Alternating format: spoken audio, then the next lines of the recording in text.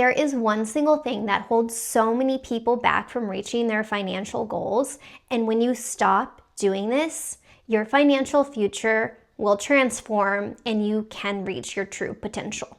In this video, I'm going to tell you exactly what that one thing is, how to stop doing it, and how to step into the most powerful version of yourself so you can reach your financial goals. Hi friend, welcome back. My name is Heather. If you're new here, I help people break free from financial roadblocks to live with freedom and purpose. If that's something you're interested in doing, hit subscribe and stick around. And if you want something more than just my YouTube videos, download my free budget planner. This is the exact budget template that my husband and I use to get out of six-figure debt in our 20s and become millionaires in our 30s. It's always in the description below. This is video 2 of a 6-part series on money mindset. So let's get back to what this is. The people who struggle the most with finances, these are the people who are always anxious, they are always stressed, they are always burnt out, they are zapped from their own true self. And all of these people have one thing in common. They are fixated on trying to control everything. And therefore, they actually step out of being in control. Can you control inflation? Can you control your employer? Can you control your circumstances? No, you cannot. And anytime you try to control these things, you are always going to feel stressed and anxious. But what you can control are your choices. When you stop trying to control everything outside of you and focus on what you do have control over, which are your choices, that gives you power. That responsibility over your choices gives you the power to change them. So instead of saying, oh, life is so hard, I'm always behind on my budget, it's just way too expensive, I'm never gonna get ahead, I'm always gonna have debt and financial problems, we need to shift that.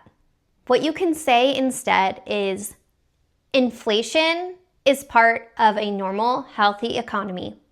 And what I'm gonna do is I'm gonna learn to make the investments that I need for my money to grow faster than inflation. And here's another one. Instead of, oh my gosh, I lost my job, I'm gonna go into credit card debt, I am so stressed about finding that next job, I just don't even know what to do next. And side note on this, if you did lose your job, that totally sucks. I've been there before, I lost my job before, so I do get it.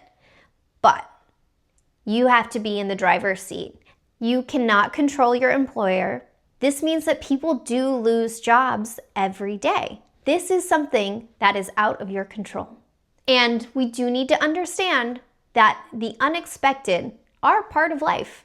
So instead of spending that energy on trying to control the unexpected that will always occur in life, instead say, I am so grateful that I saved up my emergency fund.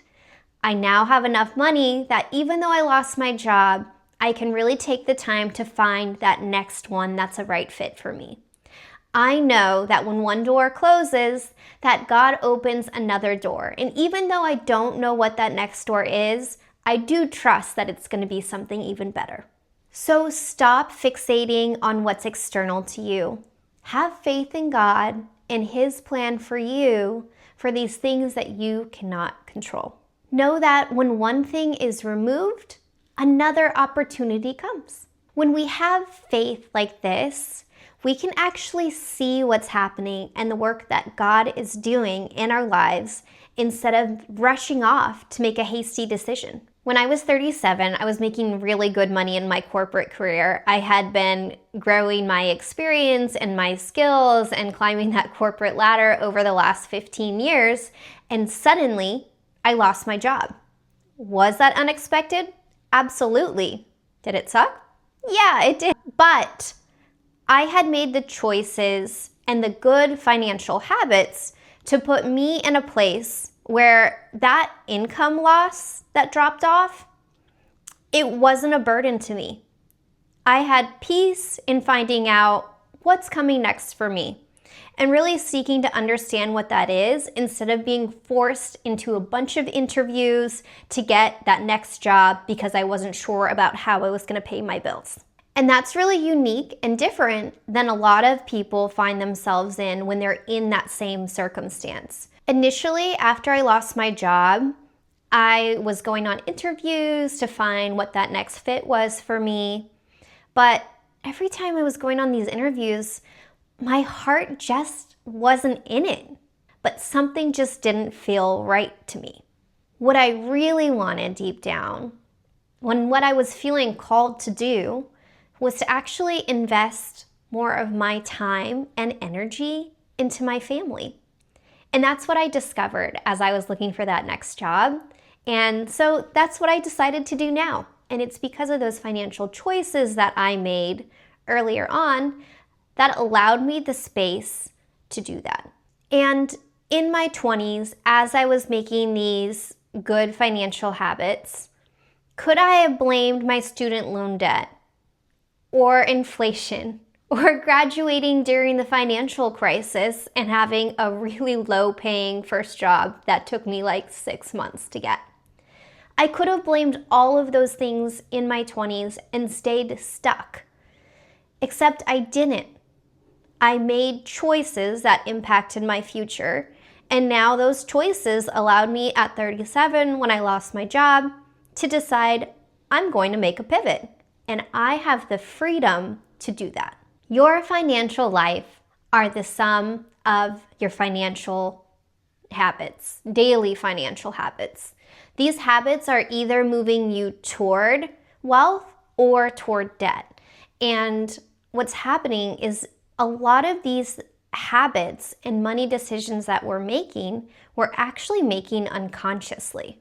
We often spend out of habit or following friends or social media, or we avoid those bank statements because we don't want to look at them.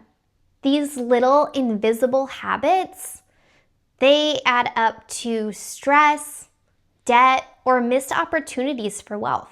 So how do we start taking responsibility for our choices and letting go of things that we cannot control? I have 5 tips for you. This need for control, it doesn't show up for no reason. It is the illusion of safety. And if you are clinging to that illusion, it is likely because you are craving more safety and security and stability in your life. If you're struggling with this, I want you to pause and ask, why don't I feel safe? Why don't I feel like I can trust God and His plan for me? Maybe you had an experience in childhood or in adulthood that really shook your sense of safety. And when you feel this way, you view life through the lens of surviving, not thriving. And that's why even if spending all your energy on trying to control everything makes you miserable, you still do it. You're seeking that security. It still feels safer than letting go. So ask yourself, why do I feel I need to control things for everything to be okay? Control is a coping mechanism for instability. So when something unpredictable happens, you can snap right back into that control mode. When you start putting more faith in God, those moments of instabilities become less of a threat, and they can actually turn into something that you see as something exciting and interesting in your life. I've struggled with this too. Pretty much everyone has. It's just part of human nature. But once I took the time to ask myself, why am I feeling the need to control this? What fear do I have? I came to uncover what that fear actually was. The need to control is really about avoiding your fears. Letting go of those fears and stepping into faith is so freeing, and it really empowers you. So this is my first tip. Step into faith over fear. Now, another thing that I did is instead of just saying that everything's gonna work out, everything's gonna go perfectly, nothing's gonna go wrong, nothing unexpected is gonna happen in my life, I did something different. I told myself that whatever happens, whatever circumstance I'm in, God has equipped me with the skills that I need to handle that circumstance. If I tried something new and I failed at it, I'd be okay.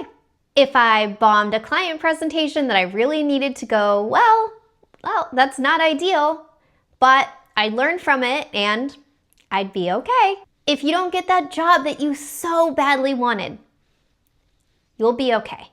To let go of that constant control mode, you need to understand and accept that instability is part of life. And I had to remember that, yes, I trust God. And yes, He has equipped me. He made me capable and able to figure things out that get thrown at me.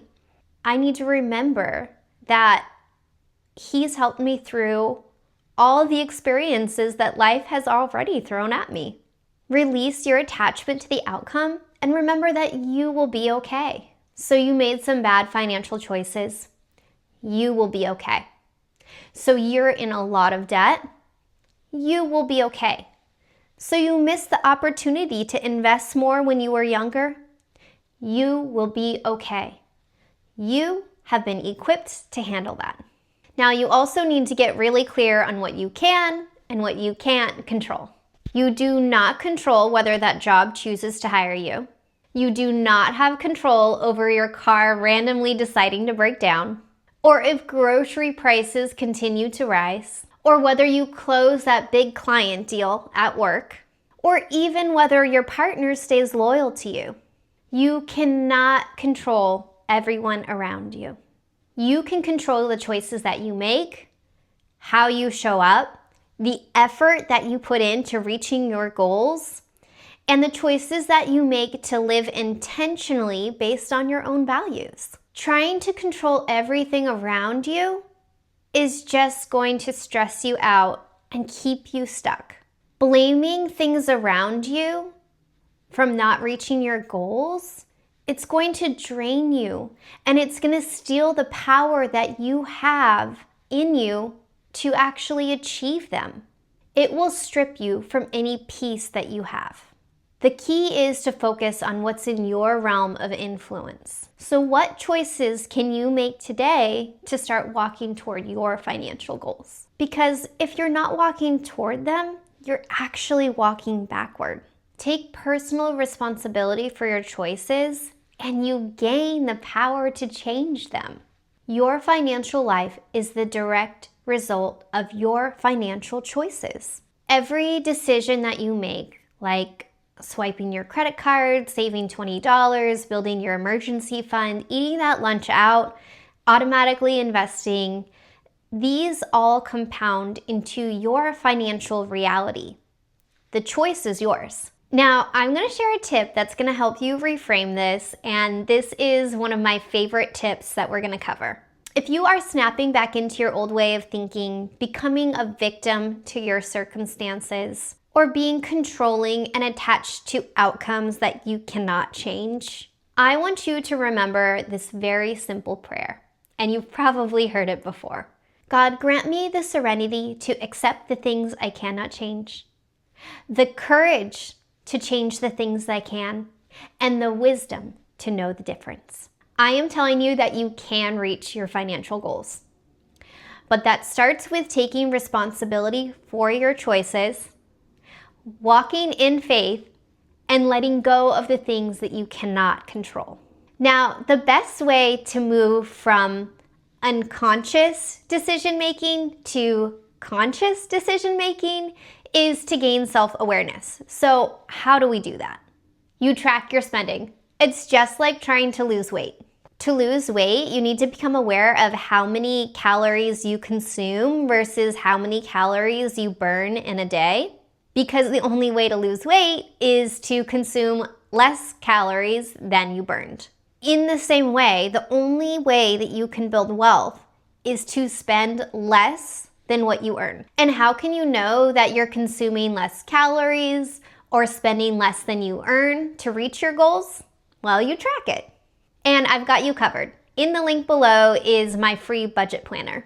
This is where you can track your daily spending, and you separate it into just 3 categories. You separate your spending into your needs categories. This is like your rent, your groceries, your gas. Your wants category, like that cute top you bought or that dinner out that you had, and your savings. So this could be like the debt payments that you're making or the savings or the emergency fund that you're building.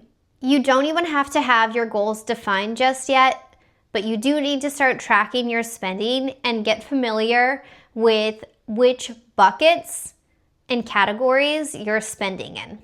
Try it for just 1 month, and I promise you, your spending will switch from unconscious spending to conscious spending.